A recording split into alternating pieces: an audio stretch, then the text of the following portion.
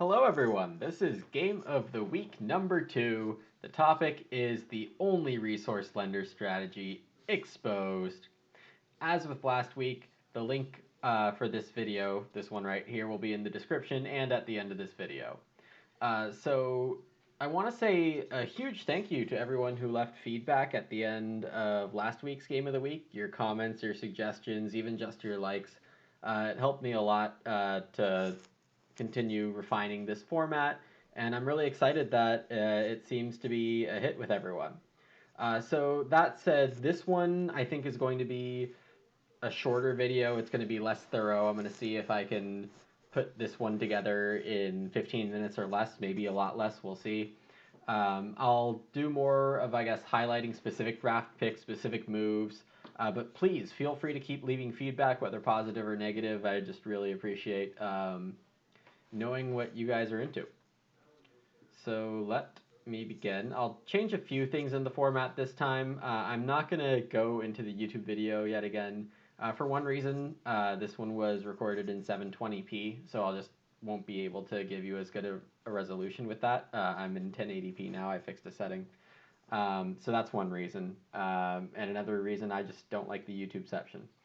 So here we go. Resource Lender Explained. So before getting into the game, obviously there's a draft, and just a few highlights of the draft. So in my first pack, I had this very difficult choice between Rule Breaker and Grocer as first picks. Rule Breaker gives bonus points, whereas Grocer gives you a lot of farming materials and some building resources. Now, I devalue Grocer when I'm playing a game with G6 and G7. G6 and G7 are player-made decks that are compatible with the revised edition, which means they fit Uwe's deck classification structure. And in my experience, those decks throw a lot of resources and food into the game and crops as kind of like a link between those. So something like Grocer is going to be more of a common thing. Even though Grocer is strong, it gives you the crops better at the time of your choice. Um, the ability to get those crops and resources is going to be easier in a G6, G7 game. So for that reason, I thought Grocer was worse. I also like Rule Breaker more than the average player, I would say. I think it's very easy to get a ton of points on Rule Breaker, and I did do that here in this game. It's just that when you have a winning farm, a lot of winning has to do with the timing of your farming. So you don't always get 4 points in a category. You can often win games having 3 points in a wide range of categories. And with Rule Breaker, you can, I guess, min-max a little more with what resources you're taking, what farming you're doing, and really get a strong game of 5 to 7 categories where you score 3 points. So after that in the draft, within 3 packs, I think we saw 4 traveling players cards. These 4. Puppeteer in my opening pack, so I knew that when I saw Acrobat and Magician, they were less impactful. Also Bard to dissuade others from using traveling players. So depending on which ones get played, the most powerful ones to have in hand are Magician and Puppeteer, I would say. But the order in which they came were really important to think about, and there is some discussion that we have in the draft of, why am I not picking this traveling players card right now? Can I let the situation develop, see what other people do? And that's an interesting conversation to hear during the draft. So with my third pick, I took Resource Lender. My third pack wasn't great. Resource Lender was probably the third best card in a vacuum, but I thought it had a good line here. So I am a fan of Resource Lender, and I'm really glad that I got to use this game to showcase what it can do when I think it's in a good situation. And then after I took Resource Lender, in separate packs, I saw Wood Collector and Resource Collector. And Wood Collector and Resource Collector are both really nice cards. They're probably like second or third picks in a normal game. They give you a bunch of early building resources. That's great stuff. I did not draft these cards, even though they might have been the best cards overall in the packs that I saw them in. And the reason is with Resource Lender, if I play it, I'm going to be able to basically simulate the effect of playing the collector occupations with just taking a move on the board. And, why not take something that everyone has access to instead of just creating access for something for me? Um, so Resource Lender really incentivizes you to take a bunch of stuff off the board. So it makes having a collector not great. It kind of unusable. So those really defined the occupation draft. It was my first pick of Rule Breaker over Grocer. It was then the 4 traveling players cards and how they interacted. Then picking Resource Lender and not picking cards that kind of duplicated the same effect. Uh, and then there was some interesting choices I had in the minor improvements, um, where the second minor improvement pack I had was super strong, and I talked about how I picked the right card for me when so many options were strong. I think 5 picks in my second pack out of 8 that I saw were defensible, but to go with the right one and choose the right one is where I think a lot of players get lost. And I talked about how to go for the strongest effect for you that you're likely to use. But you have to make sure that other people aren't getting this crazy combo also. And that theme continued on for my later minors, so watching that will hopefully be instructive. So let's move on to the moves of the game and the opening. I get to start in the 2 seat, which is the best seat. You can never be forced out of not being able to play an occupation. Sorry for all the negatives in that sentence.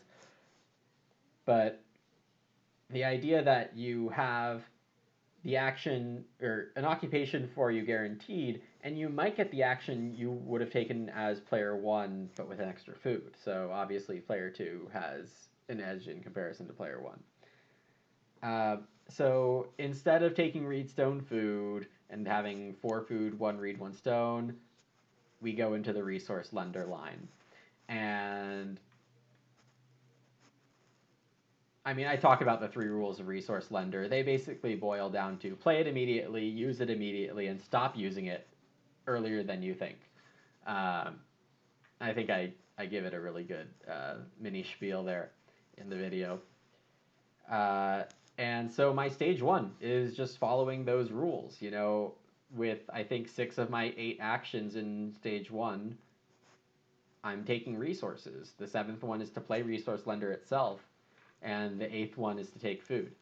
I did make some effort to find the best food action for me, and I managed to parlay that into a 4 food fishing action, and I think that was pretty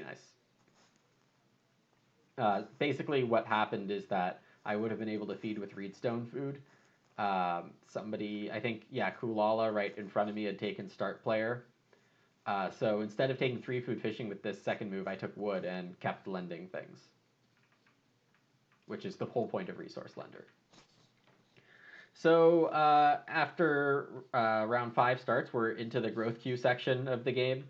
And there are some things to note here. But first, to start the round, I was one of 2 people who could build a room.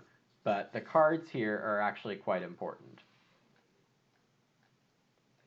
So Mercator had the Rogue, and the Rogue kind of acts like a head of the family here, where the growth queue is going to be freer than it typically would be because somebody can just, go on that as their second action. So with Rogue in the game, I talk about I want to be less aggressive about, protecting the first room, protecting the start player. So to start round 5, I took a 4 wood action, and this is my last wood or clay accumulating lend of the game here.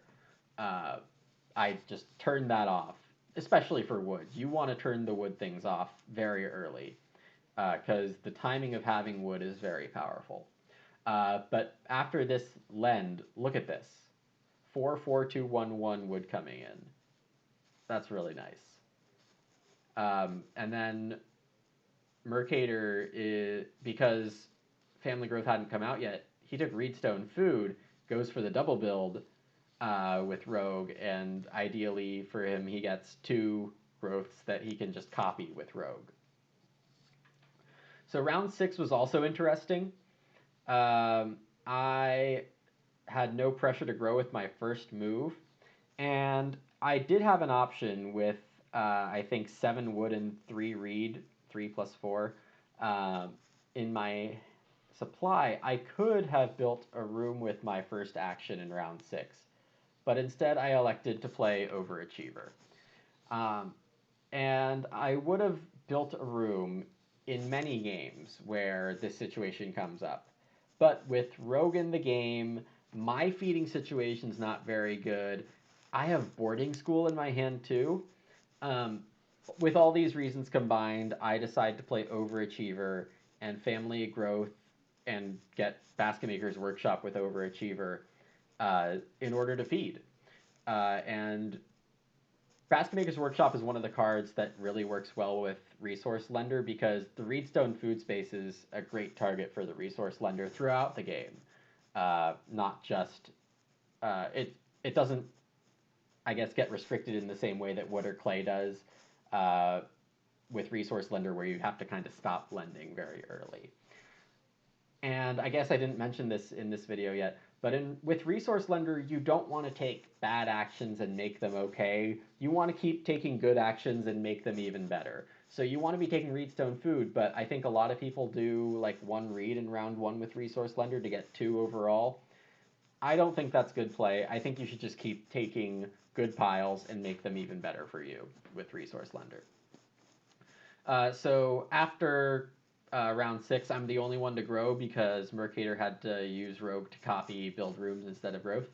So I have a person advantage. I'm having a huge wood advantage. I have 7 in my supply, and I'm getting, what is that, 8 more in the next 4 rounds. So we'll see how I use that to my advantage. But for now, I'm actually going to exit the growth queue and move into my own mid game here. While other people are now building and growing, I'm going to do farming things.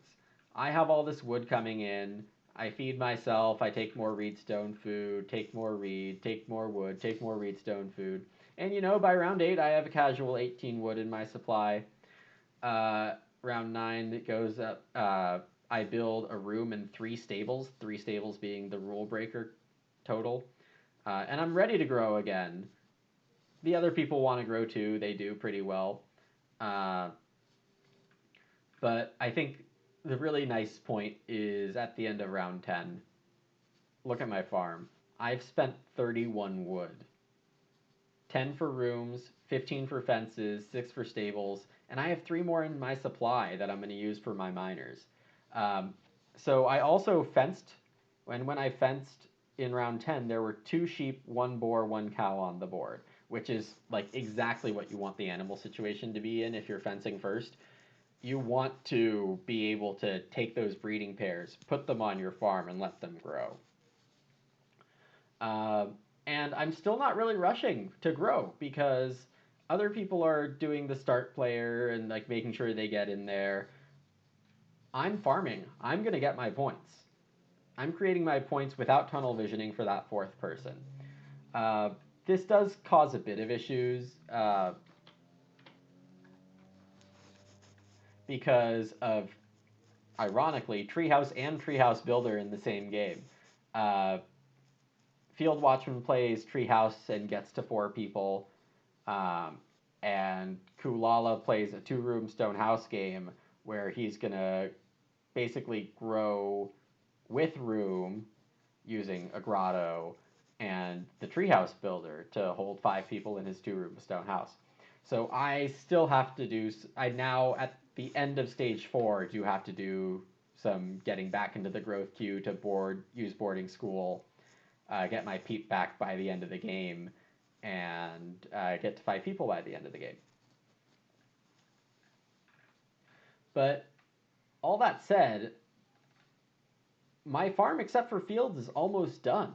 And one beauty of having your farm so close to done is you get to attack start player very aggressively in the late game. And that's what I did.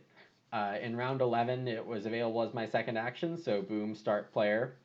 I get to grow with that. because Kulala could grow and stuff like that. Uh, but this gets me my last person in, and boarding school will be my fifth with 2 occupations. Boarding school was especially good just because I had very late game ox like Rule Breaker. I knew I wanted to play in round 14, so to play it on a boarding school makes a lot of sense. So I get 1 plow in round 12. Obviously, I need to. Round 13, my first action, just start player. Because that plow sow is going to be amazing for me. It's going to get my second field that I need for field points at all. And with a planter box that I'd picked up earlier, I'm going to be able to take 1 vegetable and sow it into 3. And with Rule Breaker, that's going to be another bonus point. So I take start player with my first move. I get one of my 2 Renos in. Notice that by this point, by like round 12, Mercator and Kulala are already in stone and Field Watchman's in clay. That means when I take Renovation in round 13, I'm guaranteeing myself the access to a Reno action. I still need to pick up the stone, but I have access to that Reno action, and that's very powerful to make sure I hit my ceiling here. So round 14, pretty much what you'd expect. I get to stone, I play Rule Breaker, and I end up getting 5 points off of this Rule Breaker. I have tons of improvements thanks to my Overachiever. I have 4 stone rooms, max family, my pastures and animals are great. And that all converts to an easy win of around 10 points over everyone. So this is, I guess, in conclusion, what I would say is that Resource Lender, when used for extra wood, extra room parts, feeding your guild throughout the game, that's really how you want to use it. But once you get to round 5 or 6, the usefulness of lending really goes away because the timing of the resources matter a lot more in general. And to use Resource Lender as an early game resource boost, uh, it let me get to that ridiculous amount of wood by the mid game. It's basically here an extension of the idea that taking a bunch of wood by the mid game is a winning idea. So that is the game of the week featuring Resource Lender and a tidy rule breaker. Thank you for watching this video. Again, the link will be somewhere on the screen right now. Let me know what you think, and thanks for watching. I'll see you during the week. Follow me on Twitch at twitch.tv/Lumines. Subscribe to me here if you haven't already. And watch out for 4 or 5 Agricola games a week and 1 game of the week. All right. Thanks, everyone.